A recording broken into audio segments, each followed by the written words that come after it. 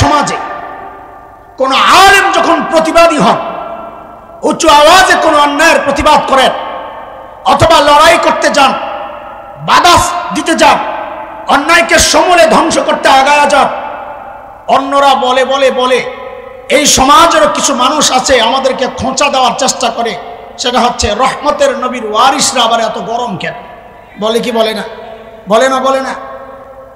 আমার ভাই আল্লামা মামুনুল হককে যখন গ্রেফতার করা হলো তখন অন্যরা কি বলেছে জানি না, জানার দরকার নাই, কিন্তু আমার মতো এইরকম সুরতওয়ালাও কাউকে কাউকে তখন বলতে শুনেছি, যখন আল্লামা জুনায়েদ বাবনগরী বদদুয়া করলেন যারা এই কষ্ট দিচ্ছে, আলেমদেরকে আলেমদের ইজ্জত দিয়ে ছিনিমিনি খেলছে, তাদের জন্য যখন বদদুয়া করলেন, আমার মতো এমন সুরতওয়ালাও কাউকে কাউকে মন্তব্য করতে শুনেছি, রহমতের নবীর ওয়ারিসরা বদদুয়া কেন দিবে?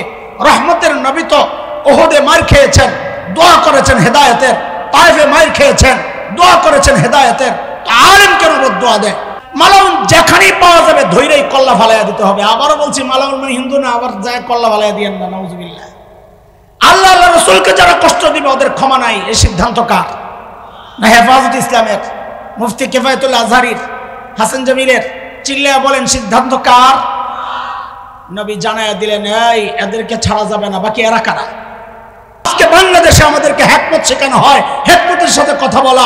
আমি বহুদিন চিন্তা করছি এটা কোন হেকমত, পরে বুঝছি বাংলাদেশে আইসা হেকমত দুই প্রকার হয়ে গেছে। কয় প্রকার? কথা বলে না। একটা হইল বাংলা হেকমত, আরেকটা হইল আরবি হেকমত, যেটা কিতাবে বসছি। বাংলা হেকমত মানে বলে পিঠ বাঁচানোর জন্য সত্যকে গোপন করা, এর নাম হইল বাংলা হেকমত। কথা বলে না, এর নাম কি রে? পোলাবেন কথা বল আমার সাথে, এর নাম কি? আর আরবি হেকমত কিতাবে যেটা পড়েছি সেটা হলো যেখানে যা বলা দরকার বলা, যেখানে যা করা দরকার তা করা। ওইটার নাম কি? ওটার নাম কি? আরবি হেকমত। তালিবানরা তারা হেকমত দেখিয়েছে, আমেরিকা ঢুকেছে। ওরা যদি চিন্তা করত যে এখন আমরা তাবলিগে বের হয়ে যাই, এটাই হেকমত ছিল না। ওরা যদি চিন্তা করত আমরা খানকায় ঢুকে যাই, এটা হেকমত ছিল না। ওরা যদি চিন্তা করত আমরা তালিমে ব্যস্ত হয়ে যাই, এটা হেকমত ছিল না। ওরা যদি চিন্তা করত আমরা গণতান্ত্রিক পদ্ধতিতে সরকার গঠন করব, ওইটা হেকমত ছিল না। ওদের জন্য হেকমত ছিল ঘরে ঢুকছে কুত্তা, হাতে লাও মুগুর দেখাইছে তো কুত্তা লেজ গুটায় পালাতে বাধ্য হয়েছে। ওই জায়গায় বাংলাদেশের হেকমত প্রয়োগ করলে আমেরিকান কুত্তা জিন্দিগিতে আফগানিস্তান ছাড়তো না। কথা ঠিক কিনা বলেন? কথা ঠিক কিনা? শেখ ইবনে তাইমিয়া রাহমাতুল্লাহি আলাইহি তার বিখ্যাত কিতাব আস-সারিমুল মাসলুল আলা শাতিমির রাসূল, যারা মুতালা করতে চায়, ইসলামিক ফাউন্ডেশনের কিতাবটা আছে, আমি ওখানেই মুতালা করছি, তো ওখান থেকে পড়ে নিবেন। সেখানে তিনি 15 জনের নাম এনেছেন। ভালো করে খেয়াল করেন, আমি আমার মূল পয়েন্টে চলে আসছি, সময় খুব কম। 15 জনের নাম এনেছেন। নবী নাম বললেন এদেরকে ছাড়া যাবে না। এরা কারা? আব্দুল্লাহ ইবনে খাতাল, কুরতুনা, কুরাইনা, সাররা, মাকিস ইবনে সুবানা, হুয়াইরিস ইবনে নাকিদ, আব্দুল্লাহ ইবনে জিবিআরা, হুবার ইবনুল আসওয়াদ, ওয়াহশি ইবনে হারব, হিন্দা বিনত উতবা, ইকরামা ইবনে আবি জাহল, হুবাইর ইবনুল আসওয়াদ, আব্দুল্লাহ ইবনে সাদ ইবনে আবি সারাহ। নবী গনে গনে 15 জনের নাম ঘোষণা করলেন, এদেরকে যেখানে পাওয়া যাবে ধৈর্যই হত্যা করতে হবে। একটু বিরতি দিচ্ছি, ঘটনার একটু অন্য জায়গায় যাই। এই বিষয়টা একটু সূক্ষ্ম ব্যাপার, একটু ভেঙ্গে আমরা এর পরে আবার মক্কা বিজয়ের ওখানে যাব। শুনেন, আপনাদের কাছে একটা কথা আমার জিজ্ঞেস করি, আলেমরা শুধু কি রহমতের নবীর ওয়ারিস না সমস্ত নবীর ওয়ারিস? ওলামারা বলেন, সাধারণ মানুষ তো জানে না, আপনারা বলেন। চুপ হয়ে গেছে। হাদিস কি? ইন্নাল উলামা ওয়ারাসাতুল আম্বিয়া। আল হাদিস, হাদিস। আলেমরা হচ্ছেন ওয়ারাসাতুল আম্বিয়া। আম্বিয়া মানে সমস্ত, মানে একেবারে সমস্ত। কেন? ওই মাদ্রাসাওয়ালারা জানবে, এটা আপনারা সাধারণরা জানবেন না। বহু বচন, আম্বিয়া বহু বচন, জমার মধ্যে যখন আলিফ লাম আসে আল আল, তখন ইস্তেগরাকের ফায়দা দেয়, মানে টোটাল জামিউল আম্বিয়া। উলামারা হচ্ছেন সমস্ত নবীর ওয়ারিস। সমস্ত নবীর গুণ আলেমের মধ্যে থাকতে হবে। বলে মানে কি? বলে মানে হচ্ছে আমরা যখন বদদুয়া করি খালি রহমতের নবীর ওয়ারিস বইলা খোঁচা দেওয়ার সুযোগ নাই। কেন? উলামারা হযরত নবী নূহ আলাইহিস সালামের ওয়ারিস, যিনি বদদুয়া করে বলেছিলেন, সূরা নূহে আসছে, রব্বি লা তাযার আলাল আরদি মিনাল কাফিরিনা দাইয়ারা, আল্লাহ একটা কাফেরকে রাখা যাবে না, শেষ করে দেন। রহমতের নবীর ওয়ারিস, নবী নূহের ওয়ারিস, বদদুয়ার সময় তারা বদদুয়া করবে, বলে মূর্তি ভাঙতে যান কেন? বলে কেন যাব না, আমরা খলিল ইব্রাহিমের ওয়ারিস, মূর্তি ভাঙার মহান পুরুষ খলিলের ওয়ারিসরা মূর্তি ভাঙবে, এটা আমাদের আদর্শ, নবীর আদর্শ। বলে মারতে যান কেন? বলে কেন যাব না, অন্যায় দেখতে মারতে যাব। নবী মূসার ওয়ারিস, এক ঘুষিতে জীবন শেষ। বলে ক্ষমতায় যেতে কেন চান? বলে কেন চাইবো না। নবী সুলাইমান, দাউদের ওয়ারিস, রাষ্ট্র পরিচালনাও আলেমদের কাজ, ওরাসাতুল আম্বিয়ার কাজ। বলে একা একা চুপি চুপি আবার উম্মতের জন্য কান্না কেন করেন? বলে কেন করবে না, তারা তো রহমতের নবীর ওয়ারিস। সমস্ত নবীর সমস্ত গুণ আলেমের মধ্যে থাকতে হবে। আপনারা চান আমরা শুধু মিনমিন করি, ওই যে গুলিস্তানের হালুয়া বিক্রেতা হই, সব রোগের এক ওষুধ, চুপি চুপি নরমে নরমে বুঝাইয়া বুঝাইয়া কথা বলা। হালুয়া যারা বিক্রি করে দেখছেন কিনা, এখন তো কমে গেছে, সব রোগের এক ওষুধ, মাথা ব্যথা, সর্দি, জ্বর, কাশি, আমাশা, আরো যা আছে পোলাবেন বুঝবে না, মাদ্রাসাওয়ালারা বড়রা বুঝবে, তাকত সিহাত জাওয়ানি হাসিল করে, সব রোগের এক ওষুধ। আপনারা চান আমরা যেন সব রোগের জন্য এক ওষুধ বিক্রি করি না। আলেম যদি মনে করে আপনার জ্বর, তা আপনাকে প্যারাসিটামল সিরাপ একটা দিয়ে দিবে খান, বা ট্যাবলেট দিয়ে দিবে খান। আলেম যদি মনে করেন যে না, এই লোকের তো প্যারাসিটামল পর্যন্ত নাই, তাকে একটু অ্যান্টিবায়োটিক দিতে হবে, তো অ্যান্টিবায়োটিকের আলেম আসবে আপনাকে চিকিৎসা করার জন্যে। কিন্তু যদি মনে হয় আপনার রোগটা অ্যান্টিবায়োটিক পর্যন্ত না, ইঞ্জেকশন পুশ করা লাগবে, তো হযরত কিফায়াতুল্লাহ আজহারীর মতো ডাক্তারকে পাঠানো হবে ইঞ্জেকশন দেওয়ার জন্য। কিন্তু যদি মনে হয় যে না না, তার পরে অপারেশন দরকার, তো মামুনুল হকের মতো ডাক্তারকে পাঠানো হবে অপারেশন করার জন্য। সব জায়গায় একরকম আচরণ করা এটা আলেমের সামনা। আমরা গুলিস্তানের হালুয়া বিক্রেতা না, আমরা সমস্ত নবীর ওয়ারিস। যখন যেটা করা দরকার, এইটা করার নাম হচ্ছে হিকমত। আজকে বাংলাদেশে আমাদেরকে হিকমত শেখানো হয়, হিকমতের সাথে কথা বলা। আমি বহুদিন চিন্তা করছি এটা কোন হিকমত, পরে বুঝছি বাংলাদেশে আইসা হিকমত দুই প্রকার হয়ে গেছে। কয় প্রকার? কথা বলে না। একটা হইল বাংলা হিকমত, আরেকটা হইল আরবি হিকমত, যেটা কিতাবে বসছি। বাংলা হিকমত মানে বলে পিঠ বাঁচানোর জন্য সত্যকে গোপন করা, এর নাম হইল বাংলা হিকমত। কথা বলেন, এর নাম কি রে? বলাবেন কথা বল আমার সাথে, এর নাম কি? আর আরবি হিকমত কিতাবে যেটা পড়েছি সেটা হলো যেখানে যা বলা দরকার বলা, যেখানে যা করা দরকার তা করা। ওইটার নাম কি? ওইটার নাম কি? আরবি হিকমত। তালিবানরা তারা হিকমত দেখিয়েছে, আমেরিকা ঢুকেছে। ওরা যদি চিন্তা করত যে এখন আমরা তাবলিগে বের হয়ে যাই, এটাই হিকমত ছিল না। ওরা যদি চিন্তা করত আমরা খানকায় ঢুকে যাই, এটা হিকমত ছিল না। ওরা যদি চিন্তা করত আমরা তালিমে ব্যস্ত হয়ে যাই, এটা হিকমত ছিল না। ওরা যদি চিন্তা করত আমরা গণতান্ত্রিক পদ্ধতিতে সরকার গঠন করব, ওইটা হিকমত ছিল না। ওদের জন্য হিকমত ছিল ঘরে ঢুকছে কুত্তা, হাতে লাও মুগুর, মুগুর দেখাইছে তো কুত্তা লেজ গুটায় পালাতে বাধ্য হয়েছে। ওই জায়গায় বাংলাদেশের হিকমত প্রয়োগ করলে আমেরিকান কুত্তা জিন্দিগিতে আফগানিস্তান ছাড়তো না। কথা ঠিক কিনা বলেন? কথা ঠিক কিনা? আল্লাহর হাবিব ঘোষণা দিলেন, রহমতের নবীর ঘোষণা। এটা কার ঘোষণা? এতক্ষণ তো বললাম সব নবীর গুণ। আমার নবী ওর জায়গা মতো যে কঠোর ছিলেন একটু দেখাই। সব জায়গায় খালি রহমত আশা করেন তো, একটু দেখেন। আল্লাহর হাবিব বললেন যাও, যেখানে পাও ধরো। হায়, সাহাবীরা পাগল হয়ে গেছে ধরার জন্য। কেন? কারণ রাত ছিল মনে করেন 100 টন সমস্ত মক্কাওয়ালাদের উপর। এখন সবাইরে মাফ করে দিছে 15 জন, এখন 100 টন রাখতো, এই 15 জনের ভাগে করে কত টন করে পড়ছে দেখেন না আপনারা? খালি খুঁজেন, পান না। বর্ডারে 2-4টা পাইলে সাপের মতন পিটাইয়া কলা পাতায় শোয়া রাখে। দেখেন নাই? দেখেন নাই? লাথি দিয়া সামনের অঙ্গ প্রত্যঙ্গ যা আছে সব বেকার করে দেয়। আমি বলি দিছস সামনে কেন দিলি? পিছনে দিলে তো বেচারা ভবিষ্যতের একটা আশা ভরসা ছিল, সব বরবাদ করে লেগেছে। বলা ভাই এমন ক্ষোভ কেন? ওই যে পায় না যে সব রাত এক জায়গায় কালামানিকের উপরে যাই হান দিয়েছে। বুঝেন না? ঠিক আছে না কথাবার্তা? সাহাবায়ে কেরামও খুঁজতেছেন কোন জায়গায় কোন ডারে পাইব। হযরত আলী দেখেন যে কাবার গিলাফ দিয়া একজনে নিজের পেশাইয়া বাঁচানোর ব্যবস্থা করতেছে। ওটা ছিল আব্দুল্লাহ ইবনে খাত্তাব। ওর জন্য 3টা মৌলিক কারণে মৃত্যুদণ্ড জারি হয়ে রয়েছে। ওইদিকে গেলে দেরি হয়ে যাবে, আমি সেই ইতিহাসে যাচ্ছি না। হযরত আলী কয় এইভাবে মাফ করার পর লুকাইলো কোনটা? নিশ্চয়ই ঝামেলা আছে। তলোয়ার লয়ে দিছেন দৌড়। আরো 2 সাহাবী দেখছে আলী দৌড় দিছে। আলী খামাকা দৌড় দেয় নাই, কাস্টমার একটা পাইছে। ওরা কিচ্ছু না দেখে সাথে দিছে দৌড়। হযরত আলী যায় বাইর করছেন। এই যে আব্দুল্লাহ ইবনে খাত্তাল কাবার গিলাফ দিয়ে নিজের জড়াইছেন কেন জানেন? এটাও একটা ধোঁকা এই সমাজের। ও মনে করছে মুসলমান কাবার ইজ্জত করে, কাবার গিলাফ দিয়ে ঢাকলে মনে আমারে ছেড়ে দিবে।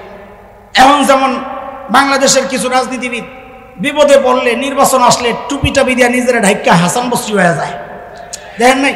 হিজাব টিজাব লাগায় আর আবেয়া বস্রি হয়ে যায়। রাতে বলে 80 রাকাত তাহাজ্জুদ পড়ে, সুবহানাল্লাহ। আমি কই এই পিসাব গেল কই? আমি কার কাছে মুরিদ হইলাম? আমার কপাল, এই পিসাব কেন পাইলাম না? পিসাব তো মুরিদরে ভালায় পালাইছে। ভবিষ্যতে দেখা যাবে ইনশাআল্লাহ তাআলা।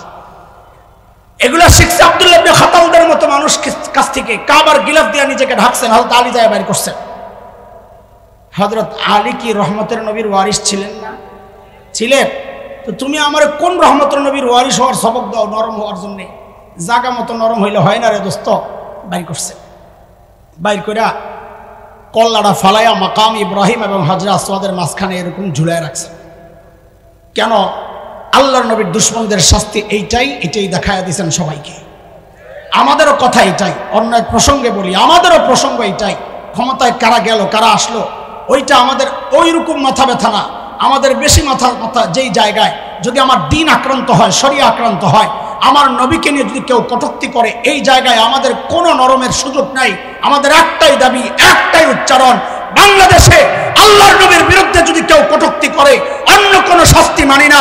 একটাই শাস্তি, আব্দুল্লাহ ইবনে খাত্তালদের মতো আর মৃত্যুদণ্ড দিতে হবে, মৃত্যুদণ্ড দিতে হবে।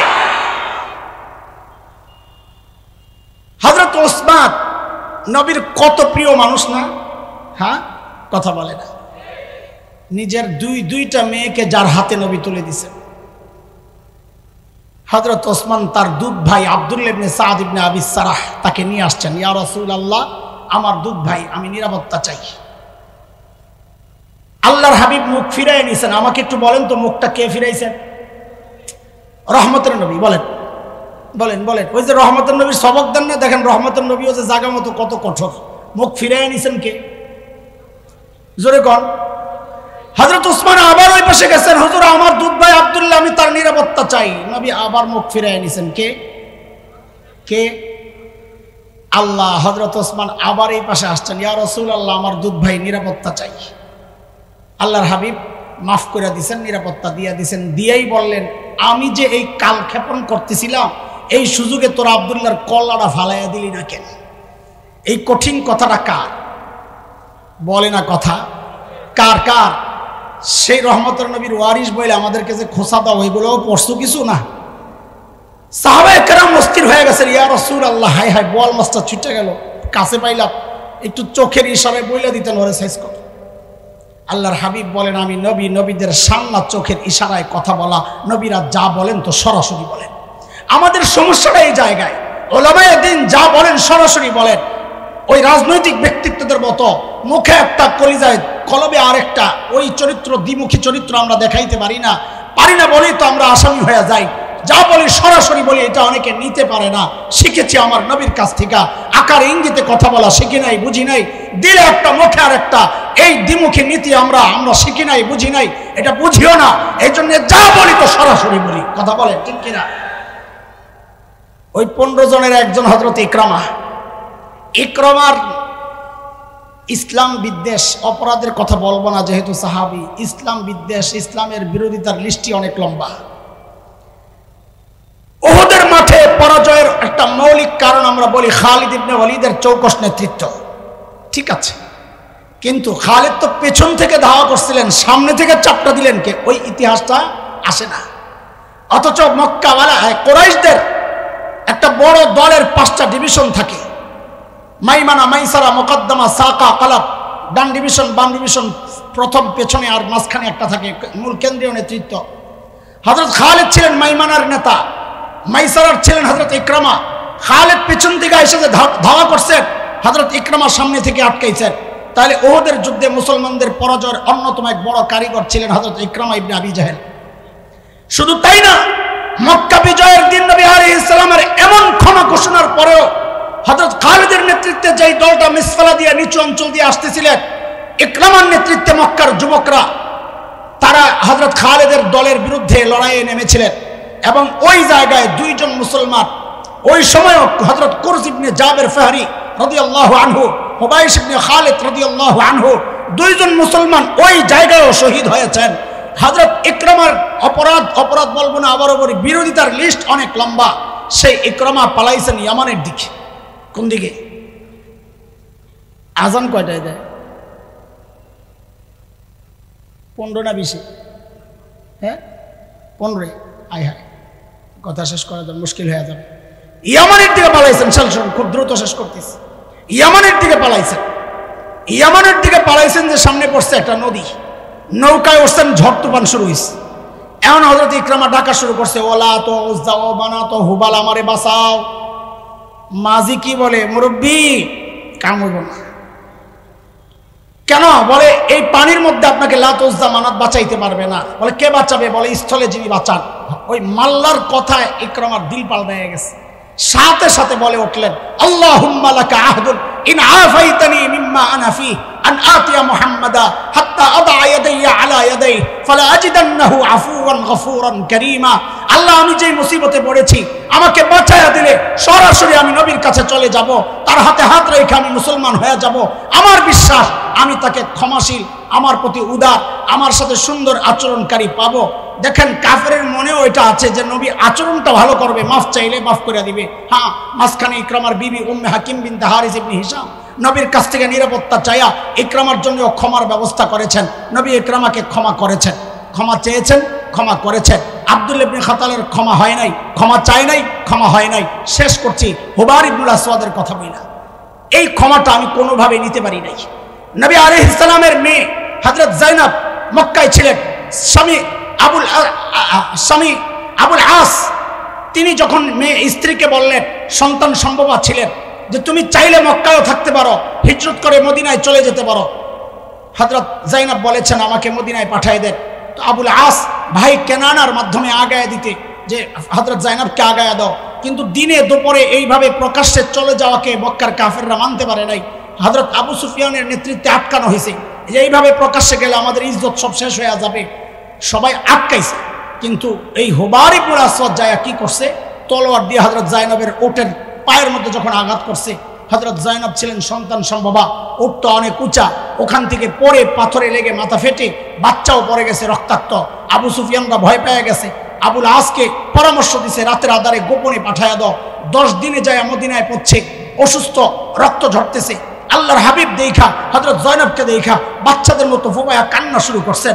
আরে আমার যায়নাব, ইসলামের জন্য এত কষ্ট কেউ করে নাই। সেই যায়নাব ওই আঘাতে মৃত্যুবরণ করেছেন, শাহাদাত বরণ করেছেন।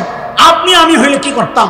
আমার মেয়ের সাথে এমন আচরণ কেউ যদি করতো, আমি জিন্দেগিতে তাকে ক্ষমা করতাম না। কিন্তু মক্কা বিজয়ের পর নবী আলাইহিস সালাম যখন মক্কায় ক্ষমা ঘোষণা করছেন, হুবার ইবনুল আসওয়াদের নামও ছিল 15 জনের লিস্টে। হুবার জেদ্দার দিকে পালাইতেছিলেন, হঠাৎ মাথায় আসছে নবীর কথা শুনেছি, ক্ষমা করে দেয়, ক্ষমা চাইলে আমি একটু ট্রাই করে দেখি। কাপড় দিয়ে নিজের ঢাইকা পরিচয় গোপন করে নবীর কাছে আসছেন। আয়েশা মুখ খুলছেন, খুইলা বলেন, ইয়া রাসূলুল্লাহ, আমি হুবার ইবনুল আসওয়াদ, আমি স্বীকার করতেছি আমি যে কাজ করেছি, আমি অপরাধ করেছি, আমারে মাফ করে দেন। আল্লাহর হাবিব বলেন, যাও, তোমারেও মাফ করে দিলাম। এই 15 জনের ইতিহাস পড়লে দেখা যায়, যারা মাফ চেয়েছেন, নতি স্বীকার করেছেন, নবী তাদেরকে ক্ষমা করেছেন।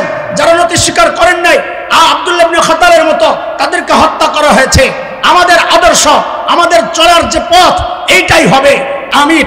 ওয়া আখিরু দাওয়ানা আলহামদুলিল্লাহি রাব্বিল আলামিন। আসসালামু আলাইকুম ওয়া রাহমাতুল্লাহ।